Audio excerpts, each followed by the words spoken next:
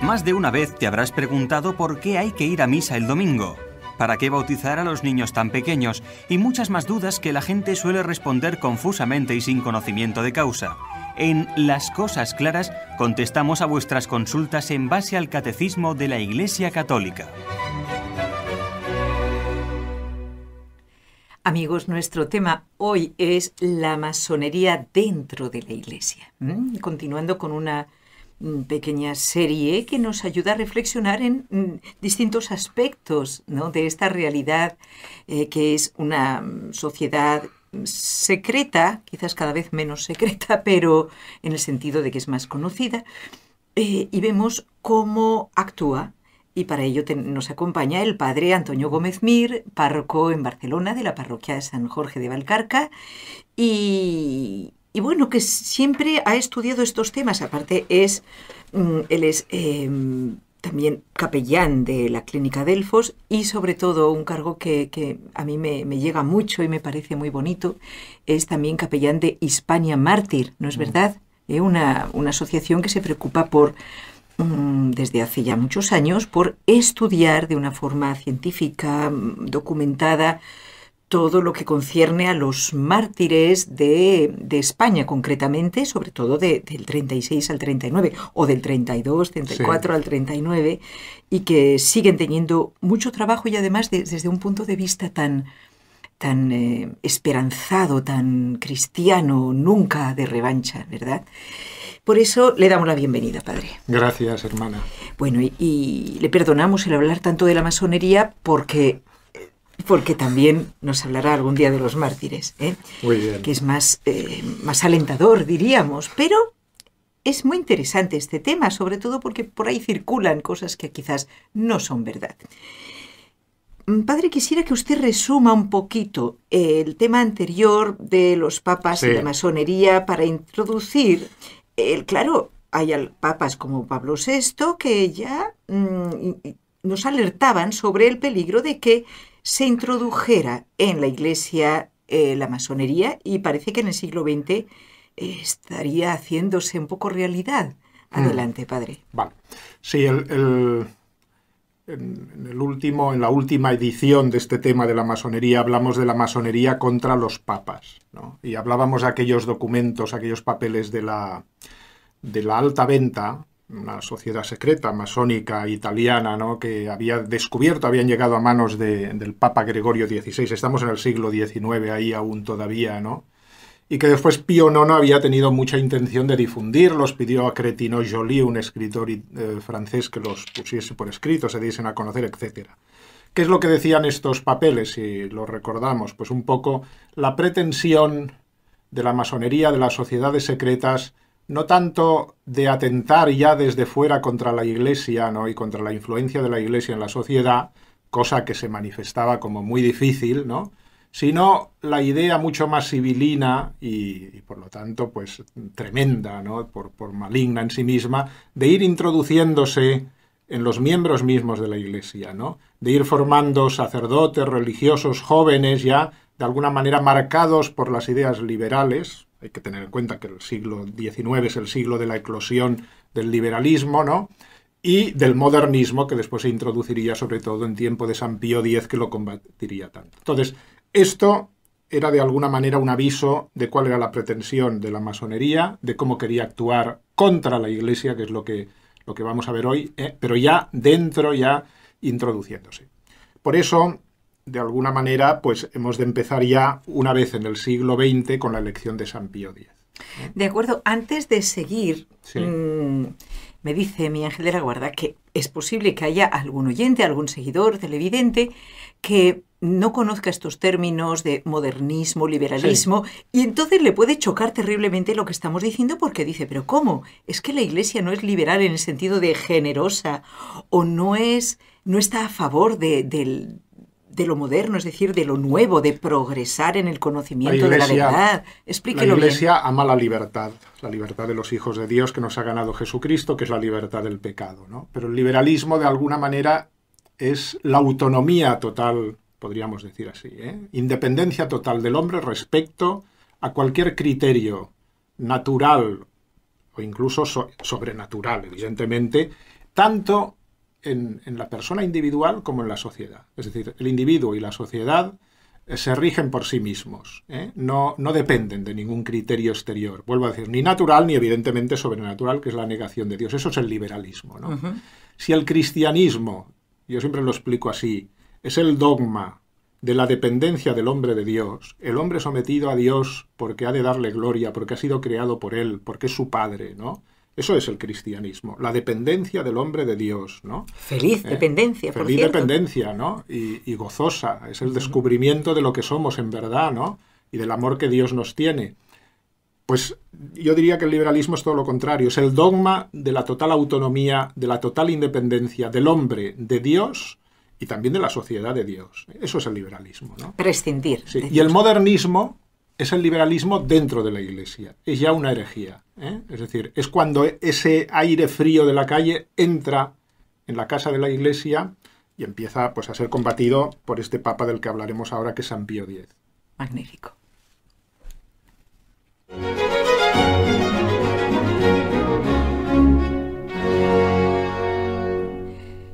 ¿Qué tuvo de particular la elección de San Pío X y qué personajes importantes participaron en ella?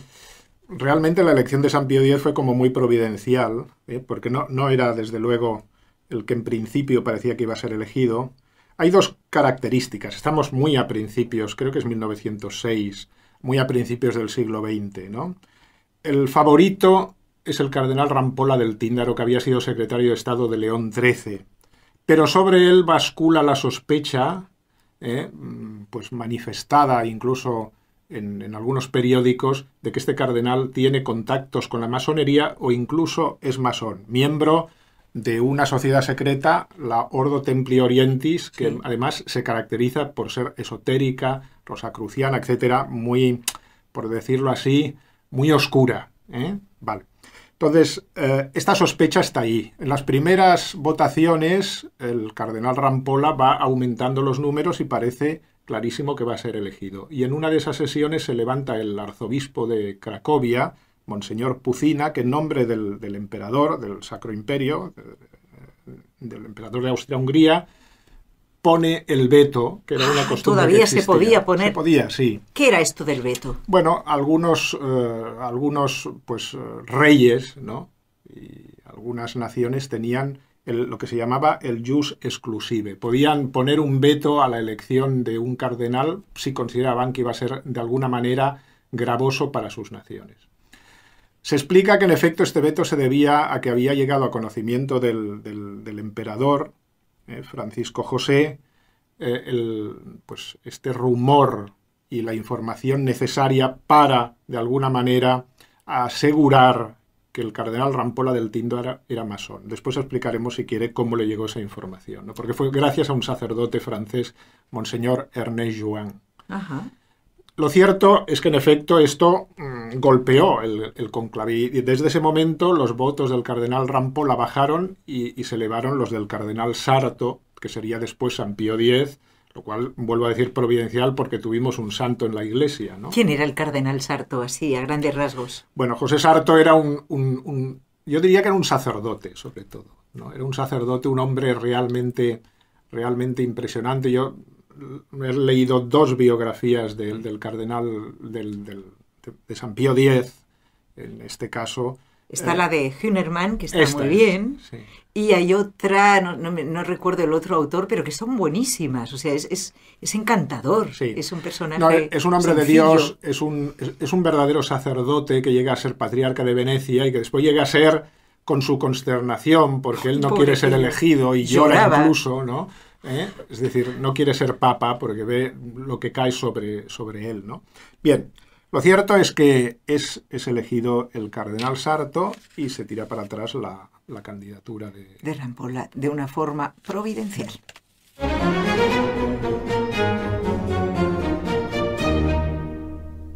Claro, la pregunta que usted nos invitaba a un poquito a explorar ahora es si aquellas sospechas, tengamos mucho cuidado con las sospechas, porque muchas veces son para criticar a alguien que incluso es porque es demasiado bueno, por eso se crea una sospecha en contra de él, hay que tener cuidado.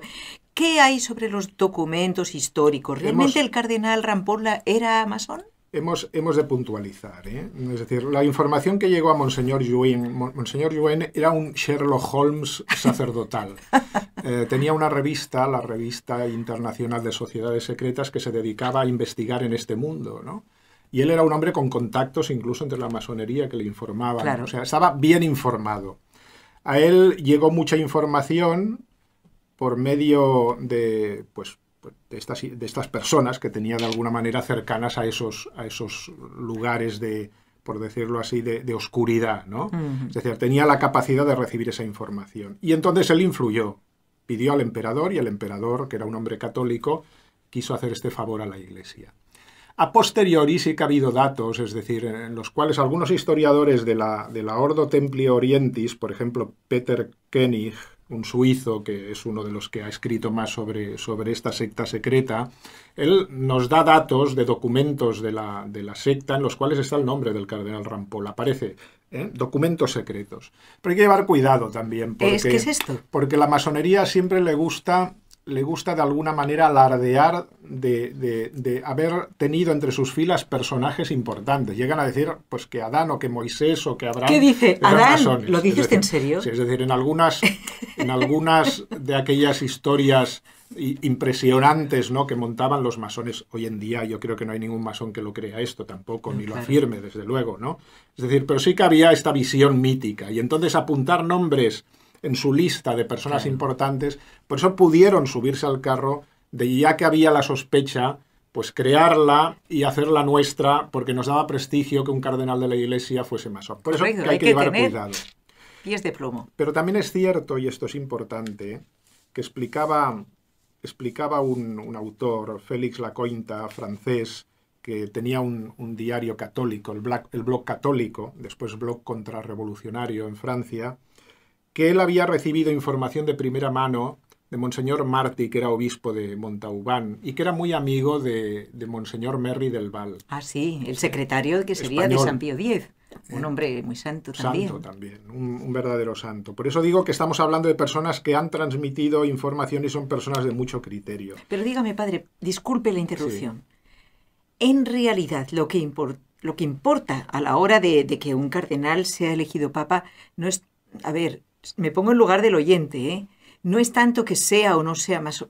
Claro que es importante, pero es su actuación, sus ideas, sí, sus escritos, su manera de ser. Claro, esto es lo que va a influir. Hay que tener en cuenta Iglesia. que la masonería ha sido excomulgada por la Iglesia, ¿no? Luego, el ser masón tiene unas decir, consecuencias. En los últimos documentos pues, se afirma que una persona católica no puede ser masón, porque estaría en pecado grave de ser así. Eso en el último documento que tenemos sobre la masonería en la Iglesia.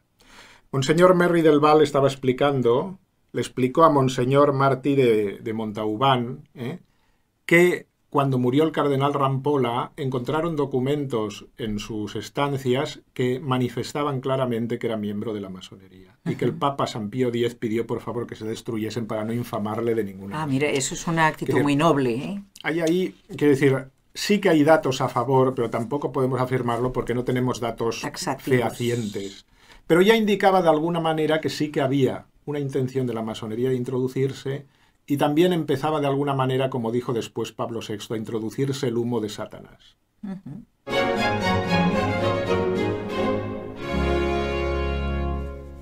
Es una frase histórica esta, ¿eh?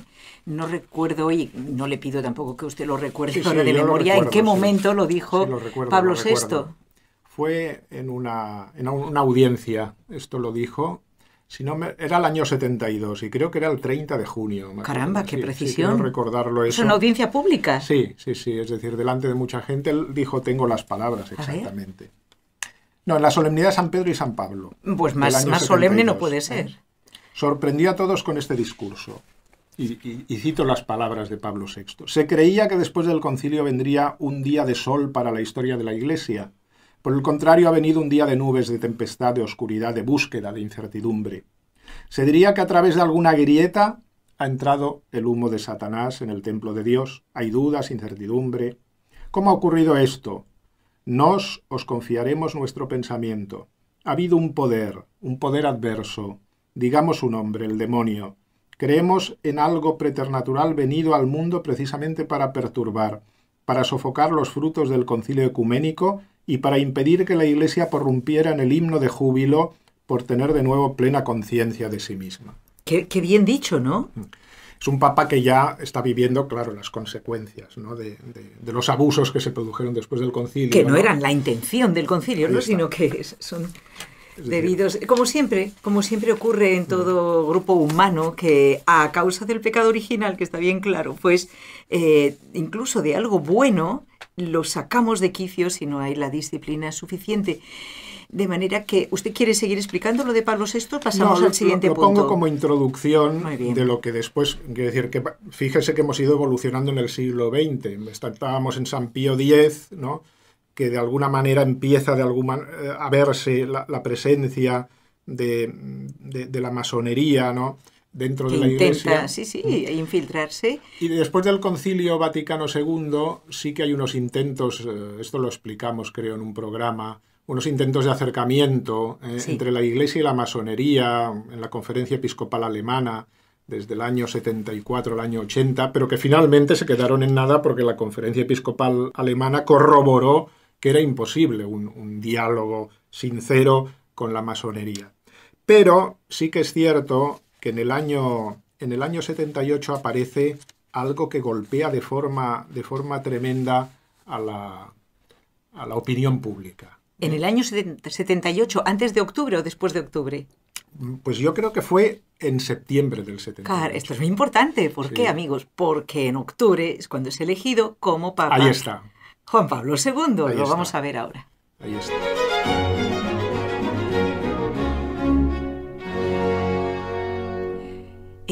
Padre Antonio Gómez Mir, ¿qué es lo que se descubrió en septiembre de 1978, poco antes de la elección de... De hecho, es durante el corto pontificado, me parece de 33 días, de Juan Pablo I. Aparece este aldabonazo, ¿no?, que pone a la Iglesia en guardia. ¿De qué se trata? Un periodista, Mino Pecorelli, de Roma, fundador de una agencia de noticias, el Osservatore Politico, que es abogado, es periodista, y que había sido él antiguo miembro de la importantísima e influente Logia P2, Propaganda Due, en Italia. O sea, que él había sido masón. Él había sido masón. Y ya se había salido, estaba en contra. Sí.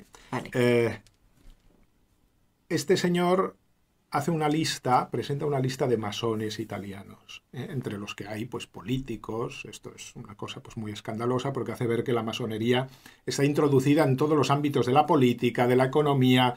Los centros decisorios están invadidos en Italia por la masonería, ¿no? Pero además, en esa lista presenta lo que se llama la Logia Vaticana. Wow. Y presenta una larga lista de 121 personas del Vaticano. La mayoría de ellos sacerdotes, obispos y cardenales y algunos seglares también que trabajaban en el Vaticano. Cada nombre se hizo público. Sí, se hizo público los nombres, está por ahí. ¿Sigue viviendo Pecorelli? No, Pecorelli murió 6 meses después asesinado de un tiro en la cara en su coche. ¿No? Es decir, que, claro, es decir, aquí hay toda una historia. Todo esto tiene que ver con otra historia, que es aquella que puede sonar a la gente del Banco Ambrosiano, ¿no? De cómo el Banco Ambrosiano había utilizado dineros del Vaticano, ¿no?, de la banca vaticana, para invertirlos en el tercer mundo, en armamento, en guerras, en cosas tremendas. Sí. En armamento. Sí. O sea que eso era porque se habían metido estos personajes de la Logia Vaticana. Es decir, en esa lista había, por ejemplo, un arzobispo, Monseñor Paul Marcinkus, que había sido, bueno, a la gente le sonará porque en su tiempo fue muy escandaloso. Se descubrió que este señor, que era uno de los responsables de la banca vaticana, pues había filtrado este dinero para la utilización en estos fines a la logia, ¿no? ¡Qué barbaridad! Entonces, claro, si él era miembro de la logia, ¿no? Pues era lógico. Entonces, nunca mejor dicho, vale. Parece un juego de palabras. Es sorprendente, ¿no? Es decir, yo no voy a decir aquí nombres de o sea, algunos cardenales incluso están vivos todavía, la mayoría ya han muerto, pero eran personajes importantes en esos años de después del concilio y tuvieron mucha influencia, incluso algunos de ellos en el concilio, ¿no? Es decir, la lista está por ahí y lo sorprendente es que nunca se desmintieron los nombres, y nunca, por decirlo así, se intentó lavar a esas personas de esa acusación.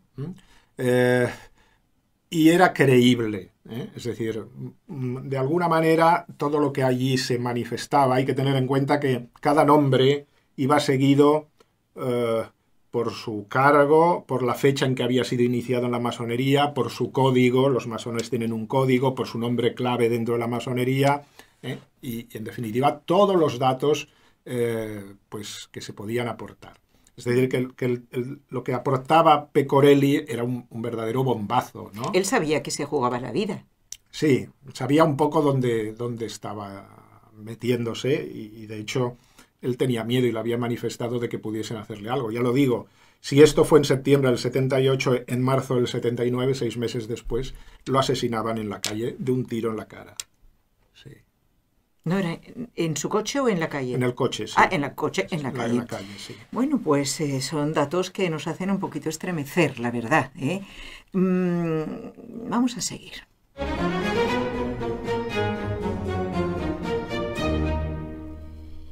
Necesitamos, antes de terminar este programa, padre, por favor... Un poco de consuelo. Pues sí, ¿no? O sea, de consuelo y de, a ver, ¿cómo lo diría yo? ¿Verdad, amigos? De seguridad, de que estamos en la iglesia verdadera. Ahí está, ¿no? Y santa, decir, a pesar de que miembros de ella se meten en estas cosas. No, precisamente por eso, porque la iglesia es santa, porque la iglesia es de Jesucristo, es combatida desde fuera, con la intención de introducir dentro a aquellos que dinamiten la Iglesia de Cristo, ¿no? Lo que hemos dicho el otro día, de convertir la Iglesia de Cristo en un instrumento de los poderes de este mundo, cosa a la que la Iglesia no se puede plegar jamás. Por eso continuamente en la Iglesia, cuando se viven momentos así terribles, ¿no?, Dios suscita santos, hombres y mujeres que renuevan desde dentro esa iglesia que ha de ser pristina y ha de ser hermosa a los ojos de Dios, ¿no? Y los santos nos dan esa imagen de lo que es la verdadera iglesia de Jesucristo. Pero no hay que ser inocentes, ¿no? Es decir, dentro de la iglesia se van a introducir, ¿no?, los enemigos. Desde siempre, San Pablo ya lo decía. Ahí está. Hemos de estar atentos, ¿no? Es decir, a y de no ser nosotros ese enemigo. Ahí está, de no dinamitar desde dentro. Porque claro, es muy fácil criticar a otros, pero cada uno es responsable de su propia fidelidad a la Madre Iglesia, de su propia santificación, y no basta con estar mirando lo que hacen los demás, sino que todos somos Iglesia. Bueno, quisiera entonces que usted terminara antes de la bendición final con unas palabras, no sé, de alguno de estos santos. Precisamente quizás es lo propio del programa siguiente, ver que después de ese informe Pecorelli, amigos, ¿se han dado cuenta? Yo no sabía todo esto. De septiembre de 1978, después de ese tremendo golpetazo, es elegido Karol Wojtyła. Por eso digo que ahí se ve muy bien la mano de la providencia, ¿no? Wow. También es que después de suceder todas estas cosas viene una eclosión de ilusión en la Iglesia con Juan Pablo II, ¿no?, que cambió, por decirlo así, la visión que teníamos de los papas, que era una visión tan estática en Roma. Este hombre, que yo digo siempre que es el hombre que ha visto más gente en directo a lo largo de la historia, sí, ¿no? Porque, bueno, pues ahí se ve la acción del Espíritu Santo en la Iglesia, ¿no? Es decir, sí que el poder de Satanás es grande, pero el poder de Satanás no puede con Cristo, ¿no? Claro. Entonces es como un perro atado que ladra y que evidentemente se introduce por las rendijas como ese humo de Satanás. Es decir, pero está el Espíritu Santo actuando en la Iglesia, ¿no?, y suscita a estos hombres providenciales como Juan Pablo II, que vinieron a renovar, ¿no?, con tanta fuerza esa Iglesia de Jesucristo. Maravilloso, que no tienen miedo. Y esas palabras que usted nos iba a dar de algún santo, ¿da tiempo o no? Bueno, yo las dejaría para el próximo día. Bueno, ¿no? Magnífico. Sí, porque creo que hemos de acabar con esta visión positiva. Totalmente. Muy bien. Pues así terminamos por... Ahora entiendo mejor las palabras iniciales de San Juan Pablo II cuando sale al balcón por primera vez. No tengáis miedo. Ahí está. Abrid de par en par las puertas a Cristo. No tengáis miedo. También se lo decía a los mismos miembros de la curia, ¿no? Se ha hecho patente que no pocos, más de 100 personas aquí dentro están metidas en el bando contrario, diríamos. Pero no tengáis miedo, Dios es más fuerte. Nos despedimos con la bendición sacerdotal. Benedicat vos omnipotens Deus, Pater et Filius et Spiritus Sanctus. Amén.